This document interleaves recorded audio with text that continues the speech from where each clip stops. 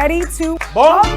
Welcome to Bomba Live, the show you've been waiting for. This is your host, Collazo. Subscribe to Bomba Live on YouTube or anywhere you can download a podcast so you don't miss 1 second of these insightful and provocative conversations con Bomba. Today, I'm talking to you from the top of Philadelphia at the iconic Pyramid Club here with our friends at XPS Production. Much respect to our producer, Taylor, in the background.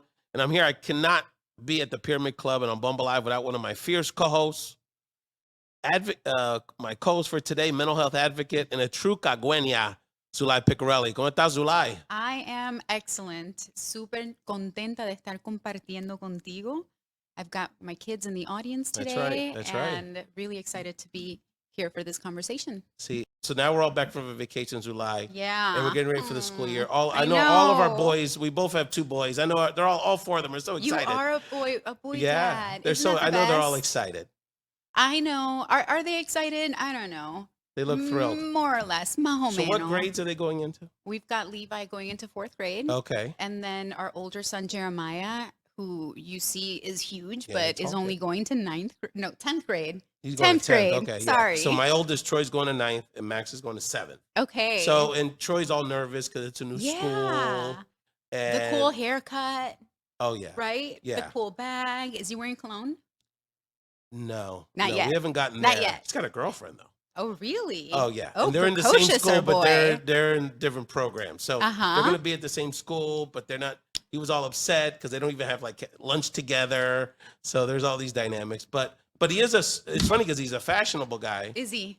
but his school has uniforms and he actually likes it Mhm. because it puts less pressure on him. That's true. I like the uniform situation because we don't have to plan outfits Yeah. for the week. It's a lot. And we can just do a load of laundry on the weekend and everybody has what they need.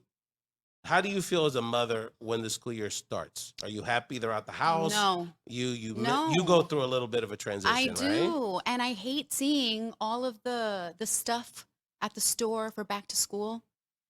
That makes me so anxious. Yeah. It's like because you just want to enjoy your your summer break and your time off. And it's definitely one of the things that causes the most anxiety for us. I know that some parents, they celebrate that the kids are going back to school. But like I said, That's the way I put it. like I said, it really does feel, like a healing experience for Yeah. me to be able to enjoy my children's childhood with them. And my husband feels the same way. So we my make sure boys- that we, yeah. hasta el último momento, le That's a sacamos good el attitude jugo to have, yeah. y le exprimimos la cáscara. do Have you to heard that? maximize you do have to maximize the summer days. There's no doubt about it. And the truth is, Ray, and I that like when the these summer. kids hit 18, they're all, they're busy. They Yeah, get busy with their own that's true. lives. And what Oh am- yeah, you never regret spending the extra time. There's no No. doubt about No, it. no, There's no. no doubt about it. You got to be creative. I got and- 2 years left with that one. That's true. Yeah, you're right. You're right about that. Yeah. We're So gonna- that's the kind of mom I am. Good for you. Yeah, my wife she's happy because she loves the fall and she loves Halloween. So when she sees the Halloween stuff, Yeah. she gets very excited. So and I'm like, oh, whatever. Halloween is fun Yeah, too. Eagles are cool. Phillies playoffs, but the rest of it is whatever. I like warm weather. We're gonna take a quick break. We're actually gonna hear Sulaih from 2 iconic Puerto Rican musical artists, one of which is one of our collaborators here on Bomba Live. Yeah. And we come back, you're gonna actually lead us in our yes. Esperanza segment to talk about an issue that's very close to your heart, mental health, and how we help as a mental health advocate. Beautiful. Thank you for watching Bomba Live, the show you've been waiting for. Can we have the Ricky Martin picture? We gotta show it. Come on, fam. We gotta show it. All right, Dios mío, look at that. Come on. Ricky and Betty, tell us this story, Yes, my friend. Ricky Martin, Ruben. Actually, Sweet Sensation was on tour with Menudo for a minute. Cover Girls were on tour. It was Cover That's Girls, what's Sweet up. Menudo Menudo at the time. This is right before Ricky left the group. That's Ruben right next to him, I believe. Yeah. So, we had so much fun being on tour with Menudo. Now, meanwhile, talk about surreal. I was 14 years old with my best friend from across the street, Sonia, scoping out all the hotels that Menudo was in because I was a big Menudo fan. I love Menudo. I still love Menudo. I can sit here and be like, Súbete a mi moto. I know all the songs. I have belt buckles and I have the jackets, and I loved Miguel from Menudo, was my favorite until I fell in love with Johnny. So I know all about the Menudo stuff. Welcome back to Bomba Live, the show you've been waiting for. On today's Esperanza segment, we're going to talk about a topic that is often silenced in Latino culture, and that is mental health. Sulaih, we're really glad that you're elevating this issue on the show as part of the Bomba Life community. This is something that comes up a lot. Yeah. So, and we get a real strong reaction when we discuss mental health. So, let's begin here, Sulaih, so people the new Bomba Life community, which we really appreciate, gets to know you. Where did your mental health advocacy journey begin? Well, Ray, I really love that you're asking this question, because what people don't know about me is that I have been an advocate for hidden disabilities from a very young age. My mother was born with epilepsy, so I grew up aiding and assisting a little bit in helping her live her life with epilepsy. And I grew up with a special sensibility for people who needed that kind of support. So the journey toward mental health work and advocacy just kind of came natural. And I'm so lucky to have the Latino Behavioral Health Coalition there. They're here in Philadelphia, but there, as board secretary and executive liaison, I became deeply involved in organizing events for awareness around mental health and behavioral health. We talk a lot in our communities who lie about how mental health needs a lot more acceptance and prominence within the Latino community. And so can you share around what are some of the dynamics where we can better promote mental health within our community that makes it sort of distinct and maybe more challenging than other places? Yeah, and that's a really, really important question too, Ray. I think that we've talked in the past that Philadelphia has a unique experience in that they were able to provide a service in a culturally sensitive environment. What sets mental health efforts apart within our community in Philadelphia is a profound cultural sensibility that is infused in every aspect of care. And that's something that, you don't necessarily see everywhere in the US. So it's really important to highlight providers who have these services and who have access to help people in need. And all you have to do is really just call somebody, ask for help. There's, kind of the obvious need for bicultural services, right? Like, first of all, in language, not a Yeah. small thing. Yeah. There's kind of the cultural cues around some of the traumas that we oftentimes we leave our homelands due to some of those traumas, whether it's political upheaval or economic issues or just drama that's happening back home.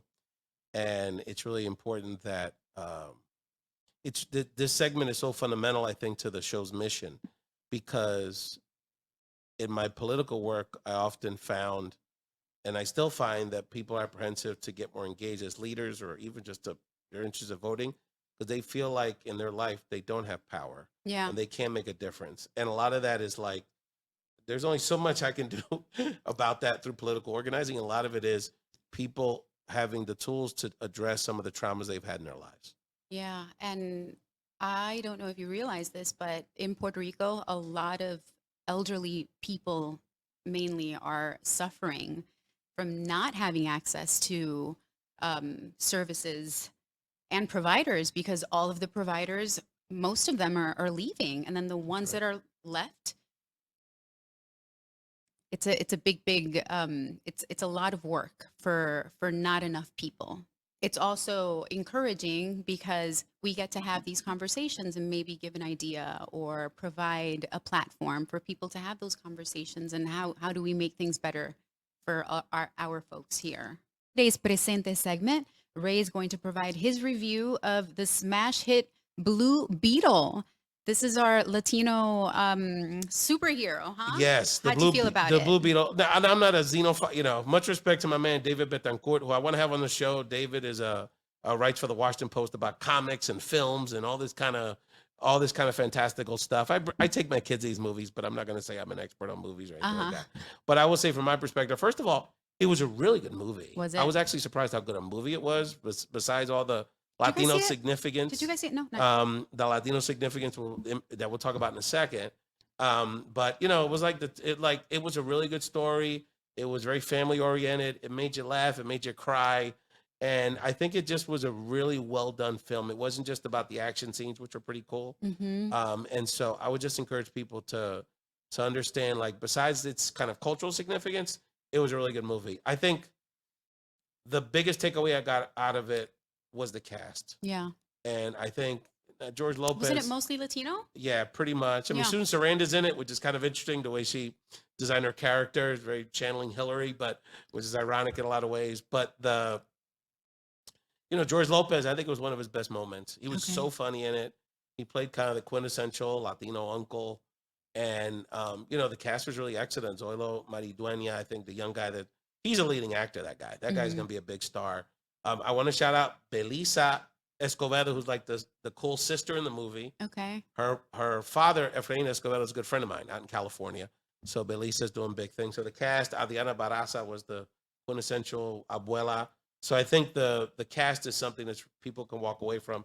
And I want to shout out this director, Angel Manuel Soto, Boricua. I mean, this is his opus. I mean, this guy has been grinding it out in the film industry as a director and producer for a long time.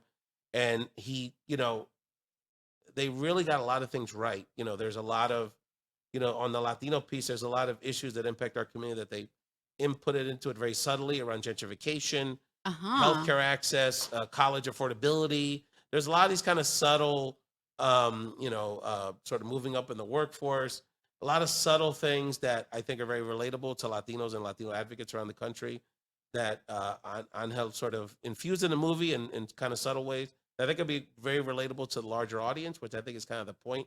Latinos tell us in our research, like, we want our stories represented, but we don't want it separate from the larger community. We want to see ourselves centered as part of a larger conversation. So are your kids moviegoers? Zula? They are. I am Okay. not.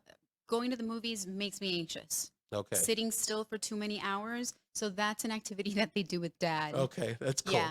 But That is cool. what did you guys see recently? Teenage Mutant. Oh, was it good? One of my sons wants to go. So okay, In that's Puerto gonna be the Rico. next one I saw. In Puerto Rico. Oh, that's cool. They got that experience. That's cool. Well, Yes. my name's Raphael. So Teenage Mutant Raphael. came out at lousy timing for me as a teenager Uh-huh. because when that came out, that was my name to all the girls. Trying to talk to girls like, oh, you're one of the turtles. It just didn't work for me. It was unbelievable. But Or where's Donatello, yeah, Raphael? oh yeah, not the move. It came bad timing. So I always had talk about trauma. I always had trauma about the Teenage Mutant Ninja Turtles. But I with my know. kids, it's fun. It's Kids fun. are ruthless. I like the movies. I like the TV shows. So, Sulaih, as we wrap up this edition of Bomba Live, anything else you wanted to share with our audience with your closing thoughts? Yeah, I mean, if we can go back just a little bit to the whole mental health. Absolutely. I just want everybody to know that if you're experiencing a mental health challenge and don't know where to turn, remember that reaching out is a sign of strength, not weakness. Talk to someone you trust, a friend, a family member, a colleague. Sharing your feelings can provide immense relief and support. And you can reach out to any of us on the Bomba Live roster, and we'd happily provide a referral for you. Absolutely. Definitely. We want to continue to inspire people, provide people hope. And we really want people to get out of this show that you have a community here to support you, whether it's mental health or promoting your, promoting issues related to culture, whether it's in film or the arts, or, we want to support our people to really live out their dreams. And so many times it's really about just overcoming that trauma. There's that is a part of our community that we sort of just assume is just part of, every third or fourth of us is a local or loca, and like we sort of just accept it, and we need to challenge ourselves around how can we heal ourselves to live a higher quality of life. I appreciate the conversation about hiding in Puerto Rico, Sulaih. Yes. That is something that you got to keep. So it's the worst when you're on vacation and you want to post. Oh, look at this. Oh, I don't want to post this because then my uncle down the block's gonna know I'm here. So it happens. It happens. So you escaped. You got out scot free. So enjoy the rest of your summers. Enjoy the beginning of the school year with your wonderful children. Thank you so much for joining Bomba Live. Thank you, our homie Taylor here, Yes, our Taylor. fearless producer from SBX Productions. Thank you, our family here at XBS and the Pyramid Club and the Content Club. Thank you so much for joining us. Subscribe for the show you've been waiting for.